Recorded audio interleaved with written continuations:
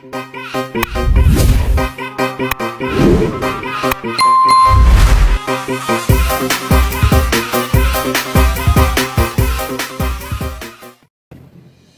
kamu ada kondisi pada mata yang sering disebut daging tumbuh? Dalam dunia medis, kondisi ini disebut pterygium atau PTG. Pterygium adalah tumbuhnya selaput bening mata atau konjungtiva yang menjalar di kornea mata. Awalnya terlihat kecil di bagian putih mata, tetapi jika dibiarkan bisa semakin melebar dan mengganggu penglihatan. Menurut data nasional tahun 2025, angka penderita pterygium tertinggi ditemukan di Sumatera Barat, yaitu sekitar 9,4%, sedangkan terendah berada di DKI Jakarta sekitar 0,4%.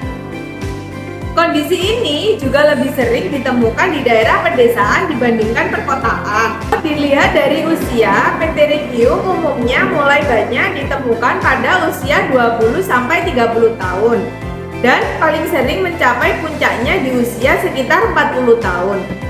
Namun, kondisi ini juga bisa terjadi pada usia lanjut hingga 70 tahun. Lalu, siapa yang paling beresiko terkena pterygium? Pekerja seperti petani dan nelayan memiliki resiko lebih tinggi. Kenapa? Karena mereka lebih sering beraktivitas di luar ruangan dan terpapar sinar matahari, debu, angin, serta asap dalam waktu lama. Nah, sebenarnya apa penyebab utama pterygium? Yang pertama adalah terlalu sering terkena sinar ultraviolet atau sinar matahari secara langsung. Paparan matahari dalam jangka panjang dapat menyebabkan jaringan pada mata tumbuh tidak normal. Yang kedua adalah iritasi terus-menerus akibat debu, pasir, angin, dan asap. Mata yang sering mengalami iritasi bisa mengalami peradangan kronis dan memicu munculnya pterygium. Yang ketiga adalah kondisi mata kering. Saat mata kekurangan pelumas alami, permukaan mata menjadi lebih mudah iritasi. Dan yang keempat adalah faktor genetik. Artinya, jika ada anggota keluarga yang memiliki riwayat pterygium, resikonya bisa menjadi lebih tinggi. Lalu, bagaimana gejalanya? Pada tahap awal, biasanya mata terlihat merah dan terasa mengganjal. Sebagian orang juga merasa mata kering, perih, gatal, atau seperti ada benda asing di mata. Jika jaringan semakin besar, penglihatan bisa menjadi buram karena bagian kornea mulai tertutup. Dalam beberapa kasus, bentuk kornea juga bisa berubah dan menyebabkan silinder atau astigmatisme. Tapi tenang, pterygium bisa dicegah dengan beberapa kebiasaan sederhana. Yang pertama, gunakan tetes pelembab mata jika mata terasa kering, terutama bagi yang sering berada di ruangan ber-AC atau sering terpapar debu. Yang kedua, hindari terlalu lama menatap layar handphone atau komputer tanpa istirahat. Karena saat menatap layar, kita cenderung jarang berkedip, sehingga mata menjadi lebih kering.